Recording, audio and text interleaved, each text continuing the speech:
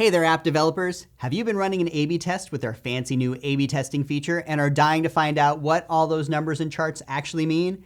Well, you've come to the right place. We're going to take a closer look at how to analyze the results of your A/B test in the Firebase console. Are you excited? I am. You should be too.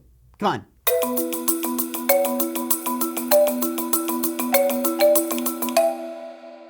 So if you've been following along with this video series, you've probably gotten your app ready to perform A/B tests by adding a remote config and analytics to your app. Then you've run your first A/B test by creating an experiment in the Firebase console. And now you're probably wondering, okay, so how can I get my results? So you'll probably start seeing results trickle in after about half a day. But here's the thing, while these results will probably be super interesting to see, and I totally recommend you check them out, don't go making any changes to your app until the experiment is complete and A/B testing has told you that it's found a winner. See, whenever you make a user visible change, your users are going to notice it and they're going to act on it. Not because it's necessarily better, but because it's different and it's grabbed their attention. But that doesn't mean it's going to be the right move in the long run. So looking at my experiment, if I change my background color from like orange to green, it's totally possible that in the long run, this doesn't work out. Maybe we find that people just prefer that orange color better. But it's also quite likely that in an experiment where I tried changing the background color to green, people will notice the new panel color and click on that sign in button. Again, not because it's a better change, but because it's different. So to avoid giving you misleading results like this, Firebase has generally determined that it needs to wait about 2 weeks for this short-term bump to level off.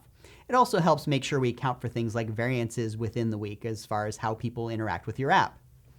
And that's generally why, even if your experiment results seem to dramatically favor one variant over the others, A/B testing might tell you it's not ready to declare a leader just yet. You really should wait until A/B testing has told you it's found a clear winner in your experiment before you start making changes.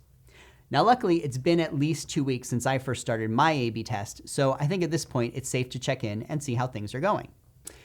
So I'll jump into the Firebase console, select my app, and go to the remote config panel, and then I'll select the A/B testing tab. Now I can select my experiment from the running experiment section, and well, I basically have 0 results here. And that makes sense because I was testing this on a sample app that's got a monthly active user count of 1.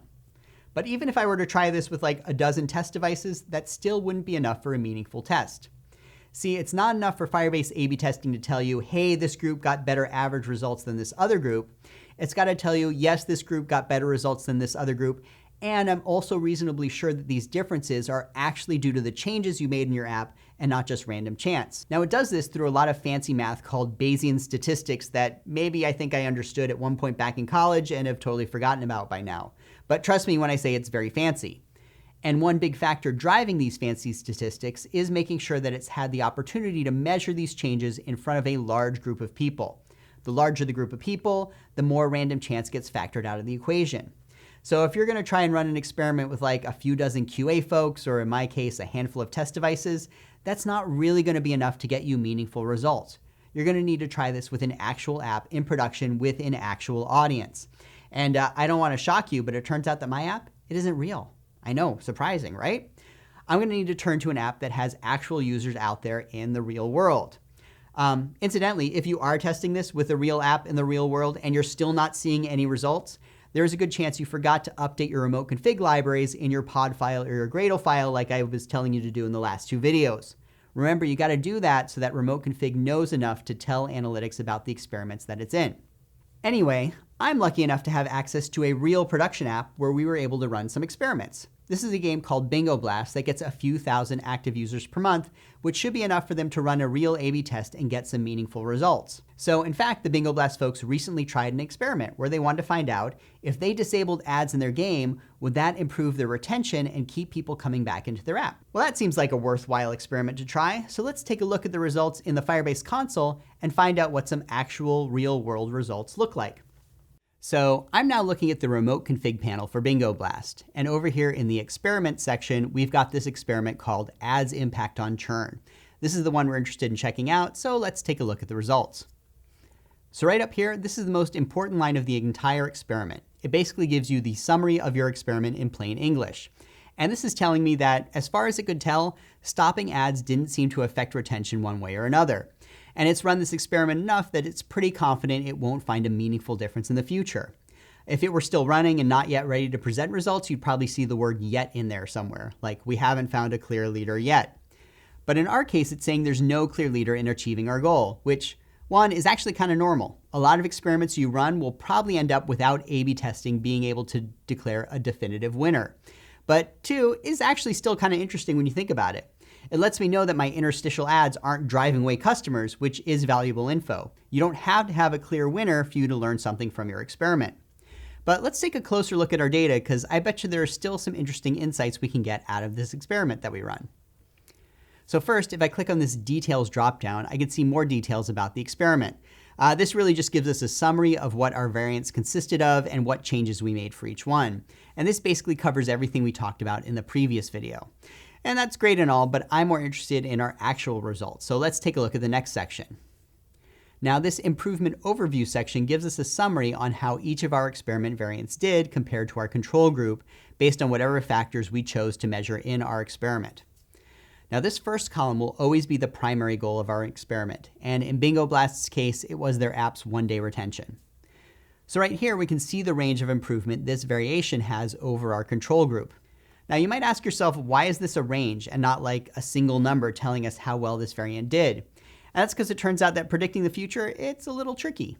I mean, just because some variant saw a 5% improvement in retention on average during the experiment, that doesn't mean that's what you're going to get in the future. That depends a lot on the sample size, the consistency of the results that were observed throughout the experiment, and a whole bunch of other factors that go into that whole fancy mathematics thing I was talking about earlier. So instead, A/B testing generally prefers to give us a range of values that it's fairly confident you will see in the future based on what it's calculated so far. Sometimes these ranges can be very wide. Other times they can be quite narrow. Like, it's one thing to tell you, hey, I think these results will get you between a 4 and 6% improvement, and I think these results will get you between a 35 and negative 25% improvement. Like, sure, they both average out to a 5% improvement, but only one of these seems certain enough that I'd be okay changing my app based on those results. So going back to the results in our Bingo Blast app, what A/B testing is telling me is I'm reasonably confident that based on the results I've seen so far, this variant will give you somewhere between a 7% decrease and a 13% increase in your user retention. Well, that's a pretty big range, which is really why it's telling me there's no clear leader here. In cases where it was more confident, I would expect this range to narrow considerably. That's also why our results are in this unimpressive looking gray. If we had results where A/B testing was more confident they were going to be better or worse, you'd see these values in green or red along with some kind of arrow. Now, I can hover over this range and get some more details like the actual median value and some other ranges, but honestly, I tend not to use these too much. And then in these columns here, I've got improvement stats for all the other metrics I chose to measure. You can see I'm also measuring user engagement, crashes, purchase revenue, and so on. And it's important to look at these numbers in addition to the primary goal of your experiment. As I mentioned in the last video, if I end up improving the main goal of my experiment, but like totally tanking my retention or something, that's not really a successful experiment. So you should make sure you view all these values together to get sort of a more holistic view of all your results. You might notice as I click on these metrics, by the way, I can see more details about them in the section below. So let's take a closer look at the details for our one-day retention metric. Now on the very left, you can see each of my variants, starting with my control group, along with the number of users that were placed in each one. And if everything's working as planned, these should be roughly the same size. In the next column over, I have the same stats as above, the range of improvement that A/B testing is pretty sure my actual results will fall into in the future. Next to it, the probability to beat baseline column is basically how likely A/B testing thinks this variant will perform better than our control group for this particular measurement. Now, when you first start this experiment and it knows nothing else about the results, this will be 50% because, it's basically a coin flip, right? And now that it's run a while, it's saying that my test case has roughly a 71% chance of being the better option. And honestly, that's generally not enough of an indicator to be something I would consider actionable. I like to see this value either in the high 90s or the low single digits before I'm confident enough to really rely on these results. Now, probability to be the best variation is essentially a way of saying, hey, out of all the variants in your experiment, which of these is likely to do best? Now, in our case, we have only one variant and the control group, so these numbers will be exactly the same as the probability to beat baseline numbers. But if I had multiple variants, it wouldn't be. So take a look at this snippet from another experiment. Here, notice that both of these variants seem to perform better than our control group, but this variant here is the most likely to be the best out of all of them. Now this retention rate column here is looking at the absolute percentages instead of the percent improvement numbers. So for instance, here it's saying my control group will have a 1-day retention rate of roughly 27 to 31%, while in my variant it's roughly 28 to 32%. Next to it, this last column is essentially the cumulative value of the thing we're measuring. For retention, it's the total number of users in our experiment who came back the next day. For a particular event, it would probably be the number of times an event was triggered, and for user engagement, it's the total time spent within the app across all of our users. I'll be honest though, I usually don't look at these last two columns very much. They're more just kind of interesting background info than anything else. And in some cases, you'll also see a graph that shows off the same data if you happen to be more of a visual person, because, graphs are always pretty. So these results are kind of interesting, and it does help us answer the question of, does removing ads improve retention? In our case, A/B testing is telling us, not really in a way that I could measure. So does this mean there's no difference at all between the versions? Not necessarily. There is a subtle but important distinction between I can confidently tell you that both versions perform similarly, and I think some variant might perform better, but I'm not confident enough to stake my reputation on it. And in our case, honestly, it looks to be a little of both. If there is a change, it's going to be minor, and because it's minor, it's hard for A/B testing to really tell me confidently that one variant will be better. But let's take a closer look at some of these other measurements to see if any of those can give us more information. Over here in daily user engagement, it looks like people are generally spending about the same amount of time in my app, whether or not they're seeing ads. I guess maybe they're spending about 30 seconds more in my control group, which honestly might just be the amount of time they're watching these interstitials. Who knows? Over in our crash-free users report, it looks like there's pretty much no difference between the two groups, which is kind of what you'd expect unless it turns out that like AdMob was crashing or something. Also, it looks like we got a pretty solid app. Nice work there, engineers. For purchase revenue, it looks like it's nearly impossible to tell whether or not there's a meaningful difference between the two groups. And if you're wondering why this range is so large, it's probably due to the fact that only a small segment of my population is a paying user. So we're not going to have nearly as much data as we would for our other stats. And that's something you should keep in mind if the goal you're measuring is something that doesn't happen very frequently within your app. You may need to target a larger percentage of your audience than usual to get the results you need. So in my case, while it's showing that our ad-free version might have performed better when it comes to in-app purchases, that's a really big range it has there. And this percentage to be the best variant still isn't at the point where I'd be confident making decisions based on that. Like I said, I really like to see this in the high 90s. And it looks like my longer term retention isn't that different either between the two variants. Again, there's nothing here to suggest that one version is definitively better than the other. So when you're all done with your experiment, you have some options up here around what action to perform next. You can stop the experiment, which means you'll no longer be running this A/B test or collecting any data. You can also duplicate the experiment if you want to run it again, or run it again with some changes. Maybe try some more dramatic changes and see how that affects your results. You'll often see an option to increase the distribution, which will push your experiment out to a wider audience.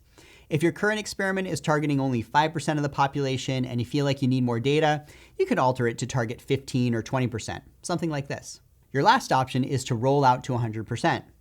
Now, rolling out to 100% doesn't mean you're putting more people into your experiment. It's not the same as increasing your distribution. It basically means you're declaring a winner. That is, you're going to stop this experiment, take the settings from one of your variants, and make those the official new values in remote config for all your users moving forward. If you have a winning variant in your experiment, you'll probably see it selected by default in this drop-down list, but you can go ahead and select any variant you want. So, should the makers of Bingo Blast remove their interstitial ads from their game? Well, I'm leaning towards no. Yeah, there are some indications that removing these ads has a minor positive impact on their retention. And if the Bingo Blast people didn't have to give up all their ad revenue to get these improvements, they might want to make this change anyway, even though A/B testing couldn't definitively say that it was better. But, the fact of the matter is that A/B testing isn't confident enough in these results that I would be okay saying, why, yes, I'm happy to give up all my in-app ad revenue in favor of these changes. Honestly, I think I'd want to see a corresponding uptick in my purchase revenue before I really turned off all those ads. So if I were them, I'd probably stop the experiment and not make any permanent changes to the app as far as advertising goes. And again, I think an important takeaway here is that sometimes having no clear leader in an experiment is just as valuable as having a winning variant. So hopefully this gives you a better idea of what kind of data you can get from an A/B test in Firebase and how you can best interpret these results to make the smartest decisions within your app. So as usual, if you enjoyed this video, be sure to subscribe to the Firebase YouTube channel for more like it. And if you've learned something interesting or surprising about your own app by conducting an A/B test, tell us in the comments below. In the next episode, we'll describe how you can use A/B testing to experiment with your notifications too. Should be pretty useful, so stick around.